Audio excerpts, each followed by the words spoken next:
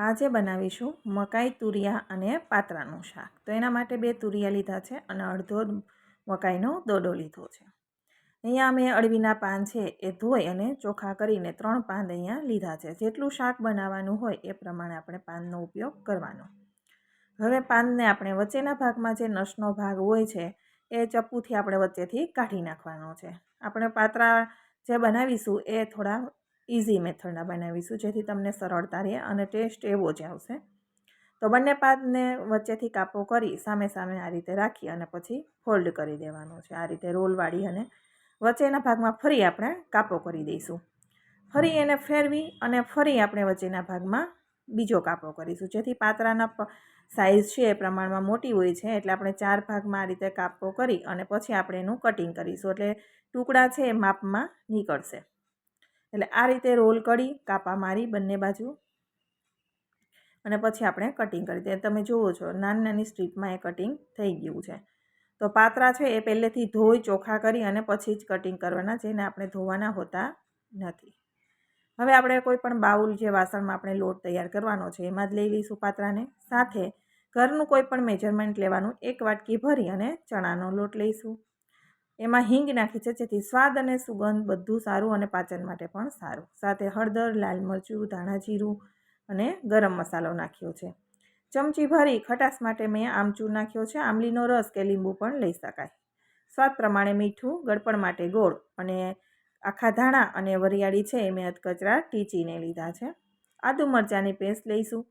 અડધી ચમચી આપણે અજમો હાથથી મસળીને નાખીશું જે સ્વાદ માટે પણ સારો અને ડાયજેસ્ટ માટે પણ સારું। આપણે 1 ચમચી નાની જેટલું તેલ નાખીશું। બધી વસ્તુને હવે આપણે પહેલાં મિક્સ કરીશું આ રીતે અને પછી આપણે એમાં પાણી નાખી અને લોટ બાંધવાનો છે। પાણીનું પ્રમાણ પહેલાં ધ્યાન રાખીને નાખવાનું અને જો આંબલીનો રસ નાખ્યો હોય તો પહેલાં તમારે સરસ મિક્સ કરી અને પછી જરૂર પડે તો જ નાખવું। અહીંયા બસ થોડું જ પાણી નાખ્યું છે અને કઠણ એવો લોટ આપણો થઈ ગયો છે તૈયાર। હવે હાથમાં તેલ લગાવી અને આપણે રોલ વાળી દઈશું જેથી આપણા હાથમાં ચીપકે નહીં। હવે અહીં ગેસ અહીંયા આપણે જે સ્ટીમર કરવાનું હોય એ સ્ટીમ તમારે જેમાં કરવું હોય એ પ્રમાણે તમારે ડીશ લઈ અને આપણે એને તેલથી ગ્રીસ કરી દેવાની। તો અહીંયા દૂધની જાળીને મેં ગ્રીસ કરી દીધી છે અને હાથમાં તેલ લગાવી અને રોલ વાળી દઈશું। જેટલા વળે એ પ્રમાણે રોલ વાળીશ। તો મારે જે રોલ છે એમાંથી 4 રોલ બની અને તૈયાર થયા હતા। તો 4 આ રીતે પાતળા પાતળા વાળવાના છે। એ બફાશે ને એટલે સરસ ફૂલીને મોટા થઈ જશે। હવે 4 અહીંયા મેં તપેલી છે એ ગેસ ઉપર પહેલેથી ગરમ થવા પાણી રાખી દીધું હતું અને એની ઉપર દૂધની જાળી પહેલેથી સેટ કરી લેવાનું વાસણ અને પછી એની ઉપર રાખી અને ઢાંકી દઈશું। 10 મિનિટ માટે આપણે ગેસની ફ્લેમ છે મીડિયમ ટુ હાઈની વચ્ચે રાખી 10 મિનિટ આપણે સ્ટીમ કરવાના છે રોલને। 10 મિનિટ થઈ જાય તો તમે જોઈ શકો છો ફૂલી ગયા છે બધા જ સરસ એવા। હવે આ સ્ટીમ થઈ ગયા છે તો નીચે સાઈડમાં રાખી દઈશું લઈ એને અને હવે શાકની તૈયારી કરવાની। જ્યારે સ્ટીમ થતા હોય ત્યારે પણ તમે વચ્ચે શાક કટિંગ કરી અને વઘાર કરી શકાય। હવે આપણે અહીંયા તુરિયાને આપણે કટિંગ કરવાના છે। જો ચીરીઓમાં પણ ઘણા લોકો તુરિયા પાત્રાના શાકમાં કરતા હોય છે અને એકદમ ઝીણું કટિંગ તમને જો એ પ્રમાણે લેવાનું। મેં થોડા મીડિયમ સાઇઝના ટુકડા લીધા છે, વધારે પડતા મોટા નહીં, એકદમ ઝીણા નહીં। અને મકાઈ નાખવાની છે તો મકાઈને આપણે ચપ્પુથી આ રીતે કરી દઈશું। ફટાફટ થઈ જશે, આપણને સરળતા રહે આ રીતે કરીએ તો એકદમ ચપ્પુથી ફટાફટ છે એ બધી મકાઈ નીકળી જશે। એટલે તુરિયા સાથે જ હું અહીંયા મકાઈને લઈ લઉં છું અને તુરિયા મકાઈનું શાક તમે ખાધું હશે ઘણી વખત, આપણે પ્રસંગોમાં રસોઈયા મહારાજ બનાવતા હોય તો સરસ લાગે। હવે અહીંયા લીધા છે મરચું અને આદું। શાકના વઘાર માટે આપણે કરીશું। 1 ચમચી આ ધાણા લીધા છે સૂકા અને સાથે અડધી ચમચી જેટલી વરિયાળી નાખી છે। શાકમાં આ રીતે વઘાર કરવાથી પ્રસંગોમાં જે રસોઈયા મહારાજ બનાવે ને એ રીતે સરસ એવી સુગંધ અને સ્વાદ આવશે। હવે એને આપણે ટીચી લેવાનું છે। પથ્થર હોય તો પથ્થરમાં પણ ટીચીને લઈ લેવાનું। ખાણીમાં આ રીતે ટીચી અડકચરું વાટી અને આપણે એને લઈ લેવાનું શાક માટે। આ રીતે વટાણું છે તો હવે સાઈડમાં રાખી દઈએ અને શાકની તૈયારી કરીએ। તો શાક માટે તુરિયા પાત્રા છે થોડું તેલનું પ્રમાણ રાખવાનું કેમ કે પાત્રાને બધું નાખીએ ને તો છેલ્લે તેલ આપણને દેખાશે જ નહીં। તેલ ગરમ થાય એટલે આપણે રાઈ નાખવાની છે। રાઈ સરસ ફૂટી જાય ત્યાર પછી જીરું નાખીશું અને અજમાનો પણ વઘાર અહીંયા કરી શકાય। પાત્રા છે તો અજમા પણ નાખી શકાય। ચપટી હિંગ અને મીઠા લીમડાના પાન નાખી દઈશું અને જે ટીચેલા આદુ મરચાં છે એને આપણે નાખી દેવાના છે। આદુ મરચાંને નાખ્યા પછી થોડી વાર માટે સાતળી લેવાના અને ગેસની ફ્લેમ છે એ લો ટુ મીડિયમની વચ્ચે છે, જેથી વસ્તુઓ બળે પણ નહીં અને સરસ એવી સતળાઈ જાય. આદુ મરચાંને વધારે પડતા સાતળવાના નથી, નહીંતર આદું છે એ થોડું કડવું થઈ જતું હોય છે. સાથે આપણે તુરિયા અને મકાઈ જે રાખી છે એ પણ નાખી દઈશું. એટલે તુરિયાને મેં છાલ ઉખેડી અને સરસ એવા ધોઈને લીધા હતા.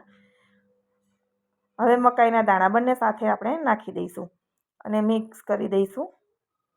તેલમાં થોડીવાર આપણે 2 મિનિટ જેવું એને ચલાવી લેવાનું છે. મિક્સ કરી અને ત્યાર પછી રેગ્યુલર મસાલા કરવાના. ત્યાં સુધી 2 મિનિટ 3 મિનિટ જેવું તેલ સાથે બધા વ્યવસ્થિત સાતળી લેવાનું.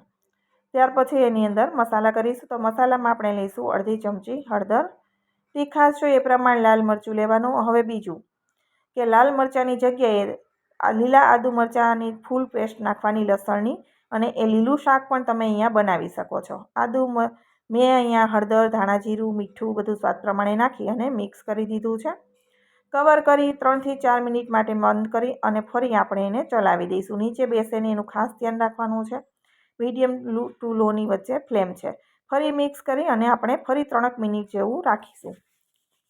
એટલે શાક છે એની મેળે થોડું સોફ્ટ સરસ થઈ જશે. અને લીલુંછમ કરવું હોય તો મેં તમને કહ્યું એ પ્રમાણે હળદર અને મીઠું 2 જ વસ્તુ નાખવાની, અને સાથે લીલું મરચું, ફૂલ આદુ લસણની પેસ્ટ વધારે નાખવાની, એટલે લીલું શાક બનીને તૈયાર થશે. હવે ફરી 3 મિનિટ કર્યા પછી તુરિયા છે થોડા ગળી ગયા છે અને તેલ છૂટું પણ પડવા લાગ્યું, પરંતુ આપણે હવે રસો નાખીશું. પાત્રા નાખવાના છે, થોડું રસા સાથે કૂક કરીશું એટલે મકાઈ છે એ પણ સરસ રીતે બફાઈ જાય. ફરી કવર કરી અને મેં 3 મિનિટ જેવું એને મીડિયમ ફ્લેમ ઉપર રાખ્યું છે. તો અત્યારે આપણા તુરિયા છે એ સોફ્ટ થઈ ગયા છે અને રસો છે થોડો ઓછો લાગે છે, એટલે ફરી હું અહીંયા પાણીનો ઉપયોગ કરું છું, કેમ કે પાત્રા નાખીશું તો શાક બિલકુલ આપણું કોરું થઈ જશે, પાત્રા પાણી ચૂસી જશે. હવે અહીંયા પાત્રા નાખી દઈશું અને પાત્રાને આપણે મિક્સ કરી દઈશું. મિક્સ કરી અને ઢક્કણ ઢાંકી દઈશું અને 5 થી 6 મિનિટ લો ફ્લેમ ઉપર કૂક કરવાના છે. 6 મિનિટ જેવો સમય થઈ જાય પછી રસો જોઈએ એ પ્રમાણે તમારે લેવાનું. રસો સૂકો થતો જશે. બીજું કે પાકી જાય પછી તમે સિંગ અને તલનો ભૂકો પણ અહીંયા નાખી શકો છો, જેથી ગ્રેવી તમને વધારે ઘાટી પડે. અને થોડો ગરમ મસાલો નાખી દઈશું અને લીલા ધાણા નાખી અને મિક્સ કરી દઈશું. તો હવે આપણું તુરિયા પાત્રાનું શાક મકાઈનું અહીંયા રેડી થઈ ગયું છે. તમને રેસીપી કેવી લાગી છે એ કોમેન્ટ બોક્સમાં જરૂરથી જણાવજો. વિડીયો પસંદ આવે તો વિડીયોને લાઇક શેર કરવાનું બિલકુલ ભૂલતા નહીં, અને મારી ચેનલ ઉપર નવા હો તો સબસ્ક્રાઈબ જરૂરથી કરી દેજો. તો તુરિયા, મકાઈ અને પાત્રાનું શાક એકવાર જરૂર ટ્રાય કરજો, ખૂબ સરસ બનશે. ફરી મળીશું નવા વિડીયો સાથે. આવજો.